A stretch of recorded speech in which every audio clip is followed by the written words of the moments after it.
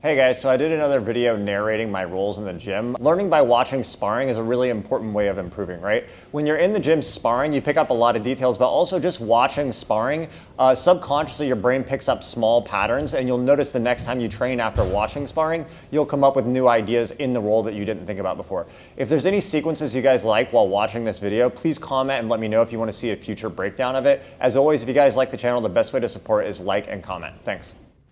All right, so I start off in the grip fight here. So I'm looking to get a sleeve or anything I can get. So I get that tricep. That makes it easy to get my foot on the hip and he can't push my leg down. I use this to transition to collar sleeve and go to collar ankle. And now I think I end up on the other side here. All right, so here I'm going to start working this underhook de la Hiva grip. And this allows me to lock his shin forward and it makes it easy for me to get my shin over his knee line to start the invert. Once I go here, I'm going to switch up into a crab ride sequence, but instead of inverting to take the back, he turns away, so I just come up to go for the back directly. Right now I'm working a passing sequence. I'm coming in here. He gets the lasso. I'm going to use my shin and his stomach here to kind of help loop my hand out of this lasso. I like to use this left arm over the back to lock him in position, and I push that leg down, allowing me to set my weight into the knee cut here. Now I'm going to control this sleeve and start trying to center him up. I need to center him up before I finish the pass. I'm going to center him up and try to work to either a cross collar or an underhook. In this case, it's a cross collar. That sleeve prevents him from coming up on his elbow to go to a single leg. Once I get enough pressure, I can let go of it and frame my hand on the floor and force him away to pass. Now I'm playing guard again here. I'm looking for my first grip. I get the lasso. In this case, I'm doing the deep lasso, which I like if the guy's low enough, I can set it. So now I get the double sleeve. I'm going to shoot a triangle here. After I shoot it, I want to try to do a matrix. So I underhook his leg and I try to switch for it. Right there, I go for it, but I miss the hip. So I end up having to bail out. All right, so in this clip, he's breaking grips and backing up a lot. So I'm going to use this double butterfly sweep to trip him. And then I use that to come up on an ankle pick single leg. And now I'm going to take him down. Once I get to the back here, I like to use this right leg across to hook the far leg. It's a great way to break the guy down. And then I transition straight into the choke here. All right, now I'm on top again. Try to fake to the other side. Now I use that pushing the leg back here to enter in on the knee cut.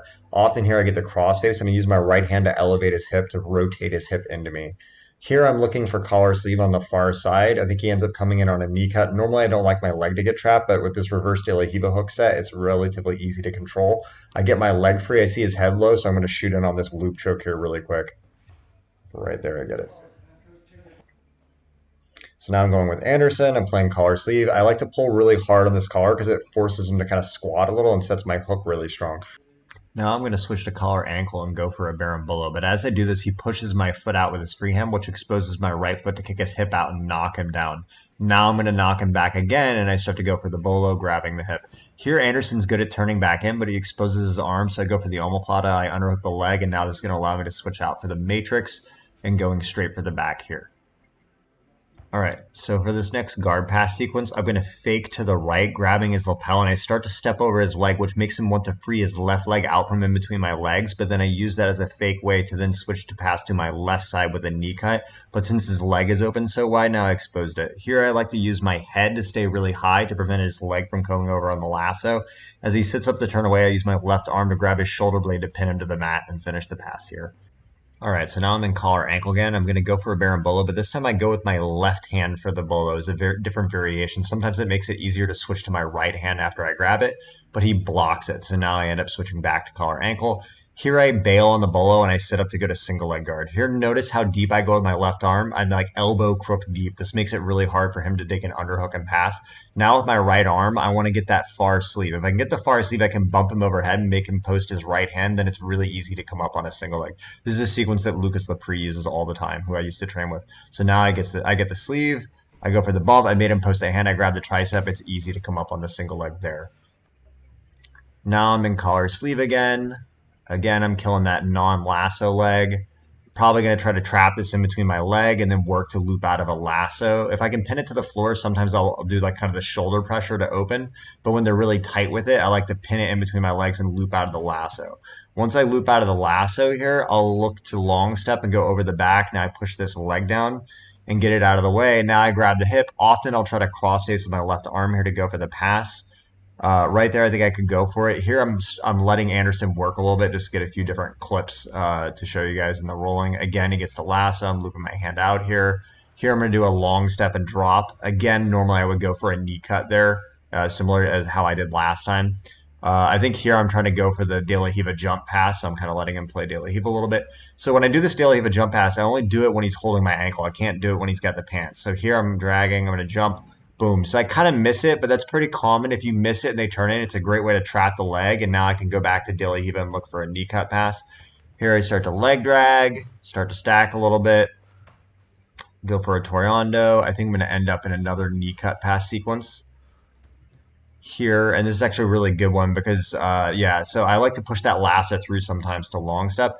And now here, sometimes when guys turn too hard into the single leg, you can actually drive your knee over straight to mount. It's actually a pretty common sequence you even see at a high level.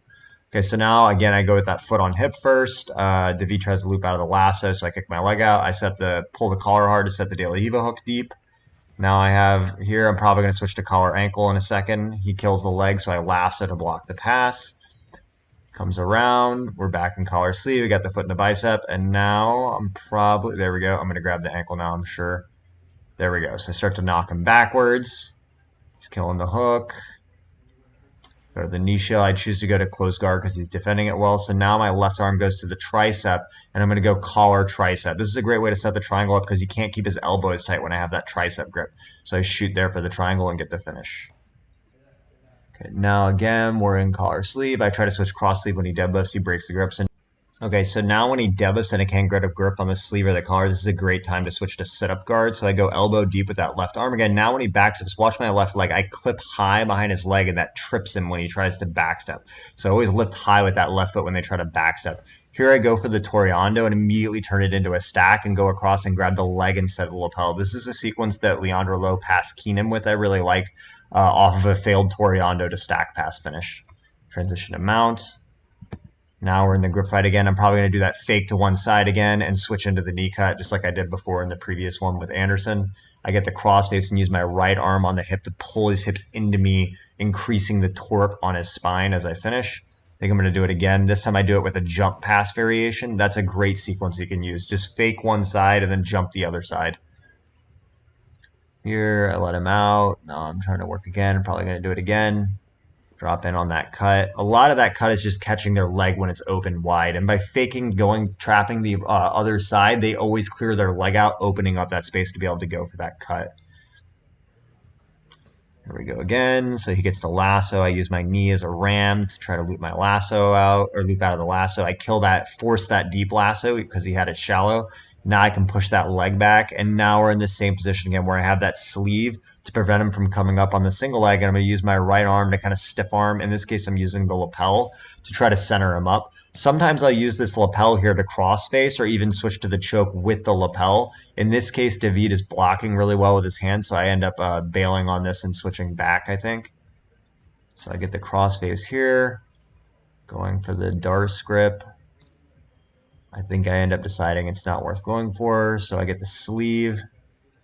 I center him up. This is very often I like to step my right leg really wide and get that cross collar grip, and now I shoot my knee deep again. I'm going to use my right forearm pressure to turn his head away to get the finish on the pass. I go up the knee on belly.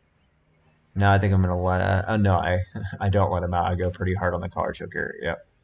Okay, so now we're grip fighting again. Again, I'm just looking for the first grip available. If it's a sleeve, I'll take it. If not, the collar. I try that butterfly hook trip again. I couldn't get it. I got the tricep. I go foot on hip.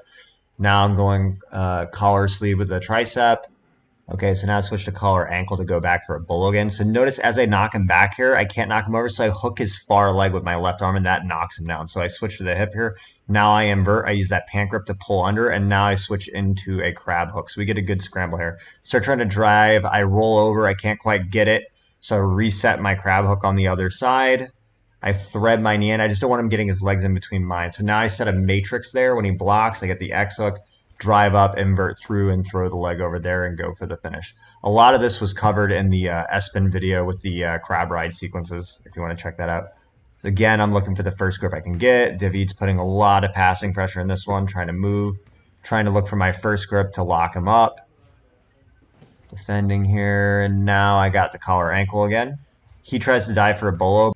So notice here where my right shin is, it prevents him from being able to chase the bolo. So now here I go for the loop choke, and then that makes him fall back, and then I can come up on top into the knee cut position. I just keep the same cross collar grip I had, probably inch it a little bit deeper. I set my right leg wide, shoot the knee cut again. Now I can go for a deep face crank. I think I threaten the collar choke here. He resists with the arm, and this allows me to transition for the armbar.